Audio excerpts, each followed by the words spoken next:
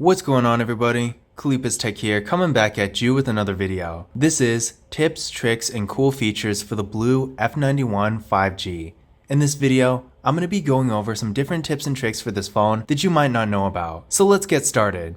So the first thing I want to show you is how to show your battery percentage on the status bar. So as you can see here, there is no battery percentage right now, although we do have the icon, but I'm going to show you how you can get the battery percentage up there if you want. So what you're going to do is go to settings. From here, go to system. And from here, go to battery. And from the battery menu, you're going to see battery percentage right here. Toggle this on. And as you can see, now up on the status bar, we got the battery percentage right here. Now, as a side note, say you don't want your battery percentage to show up there all the time, but maybe you still want to occasionally be able to check and see where you're at. Well, in that case, you actually don't need to have the battery percentage up there all the time. You can keep it off, but then if you ever want to see your battery percentage, just pull down the shade like this, and as you can see, the battery percentage is right here. Now the next thing I'm going to show you is a feature called Battery Saver. So if you go back to the battery menu we were just in, so in case you missed it, settings. From settings, go to system. And then from system, go to battery. You're going to see a feature called Battery Saver. So if we go to this feature, toggle it on. Basically what it's going to do is put your phone in a low power mode, and this is going to extremely limit some of its functionality, and in turn it's going to save a lot of battery. Now, are you going to want this on at all times? Absolutely not, because your performance is going to be greatly hindered, but at the same time, if your phone is dying, say it's under 20% or something like that, this is definitely a nice feature to have because it's going to buy you some time until you can get to a charger. Now, turning on the battery saver through the menu is easy enough, but there's actually an even more convenient way to do it. So if you pull down this shade one more time, you're going to see the battery saver icon right here. So all you need to do to toggle it is simply tap the icon. As you can see, it's now on. And then if you want to turn it off, simply tap it one more time. Now the next thing I'm going to show you is a feature called single hand mode. Now if you've ever used a Samsung, you might be at least a little familiar with this feature already, but essentially single hand mode is going to shrink down the display so you can more easily use the phone with one hand. So to activate this feature, we're going to go to settings. From here, go to intelligent assistance. And single hand mode is right here.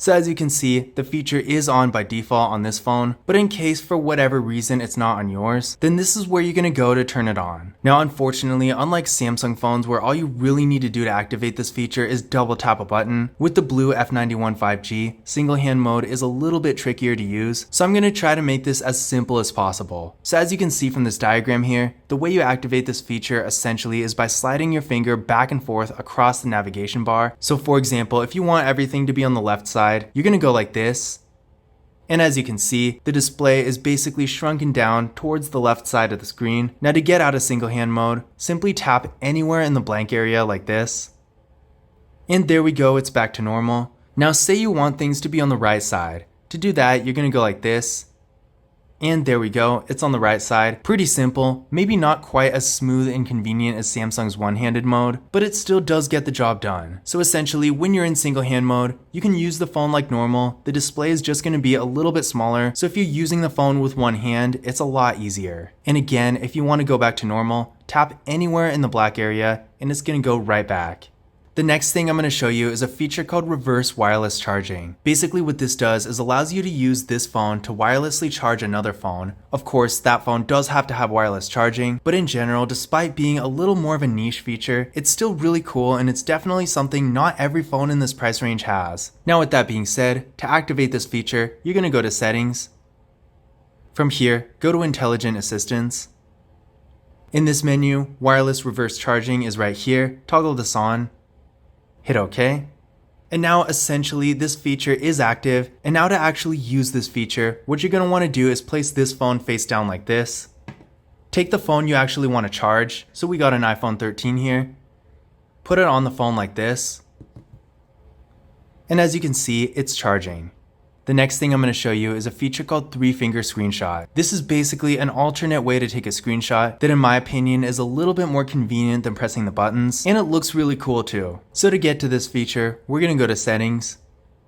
From here, once again, go to intelligent assistance. And 3-finger screenshot is right here, toggle it on.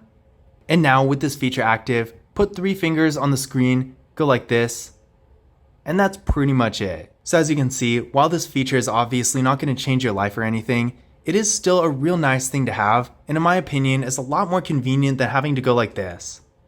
And that pretty much proves my point. When you're trying to take a screenshot with the buttons, especially with this phone for some reason, just because of how they're set up, it's really easy to accidentally do the prevent ringing feature instead, which in case you're wondering is the power key and the volume up button. Whereas to manually take a screenshot with the buttons, you're going to want to press and hold the power key and the volume down key like this.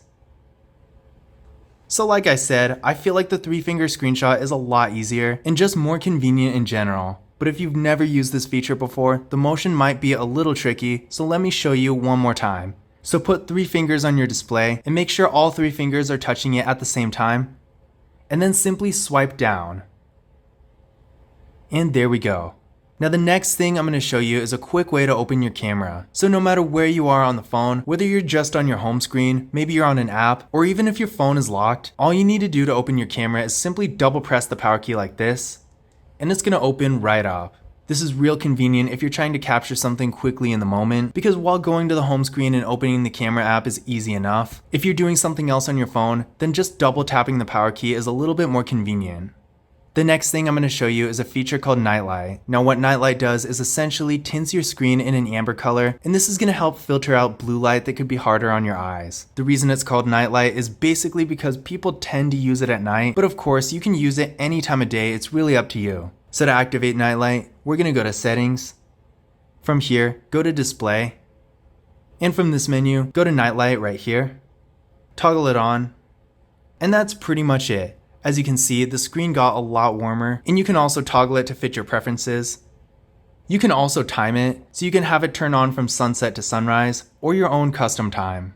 Now another thing I want to show you that also just happens to be in the display menu is a feature called Adaptive Brightness. So right above Nightlight, Adaptive Brightness is right here, and essentially what it's going to do is adjust the brightness of your display based on whatever your environment is. So if you're in a darker room, it's going to dim a little because you don't need it super bright. But if you're outside or something like that, maybe in direct sunlight, then it's going to brighten up so it's easier to see. This helps save battery, and it can make the display a little easier on your eyes. So again, we are in the main display menu right now. So in case you missed it, that is Settings. And from the main settings menu, display is one of the first options. And adaptive brightness is right here, toggle it on. And as you can see, the screen did dim quite a bit, so you can definitely use this feature if you want to save battery or make the phone a little easier on your eyes. Now that being said, while it is a real cool feature, adaptive brightness is not for everyone, because after all, while being really good, the sensors are still not perfect. So if you do want your display to be super easy to see at all times, then you might just want to keep it at 100% brightness, but be aware it can be a little harder on your eyes in certain situations, and having your brightness at 100% at all times does drain a little bit more battery. But I would say if you haven't tried this feature out yet, be sure to give it a try because who knows, you might end up liking it. The next thing I'm going to show you is how to change your NFC settings. Now I have mixed feelings about NFC with this phone. On one hand, I am glad it actually has it, because lots of phones in this price range for whatever reason don't have NFC, and I personally do use tap and pay services all the time, so NFC is a real important feature for me. But at the same time, for some reason, with this phone there's like this permanent system notification that NFC is on, and it really never goes away no matter what you do. I of course have it silenced, so it's not going to show up in my status bar or anything like that, but it's still honestly pretty annoying because you can't get it out of the notification center for whatever reason. But the bright side of that is if you do ever need to change your NFC settings, you won't need to rummage through your settings menu, because all you need to do is simply pull down the shade to your notifications and tap on this obnoxious NFC banner right here. And as you can see, it takes you right to connection preferences. To get to NFC, simply tap on NFC. And as you can see, NFC is currently on. If we go to contactless payments, you can also change your payment default, so if you have nothing else, it's always going to be Google Pay. But if you have something like Amex Pay, for example, you can turn it on here.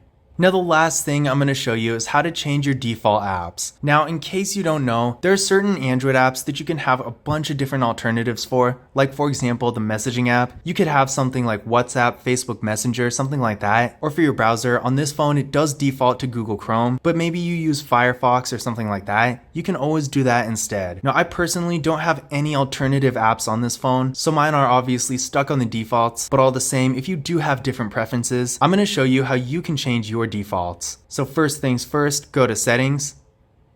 From here, go to Apps and Notifications. From this menu, go to Advanced, and Default Apps is right here. So as you can see, these are pretty much all the defaults. So if, for example, you wanted to change your browser, you would hit the browser app. In here, you could select whatever you have. So again, like I said, I don't have any other browsers, but if you had maybe Firefox, something like that, this is where you'd be able to switch it to your default browser. Now if we go back, there are a few other things. Caller ID and spam apps if you have something for that. Digital Assistant, Home app, maybe you have a completely different launcher. Phone app, SMS apps, so if you have Facebook Messenger, WhatsApp, something like that, you can switch to it here. But those were my tips, tricks, and cool features for the BLU F91 5G. If you want to learn more about this phone, be sure to check out my full review of it on the channel. But I hope you enjoyed this video, and I hope you found these tips and tricks useful as well. If you did, don't forget to give it a thumbs up and hit that subscribe button. But as always, I will see you in the next video.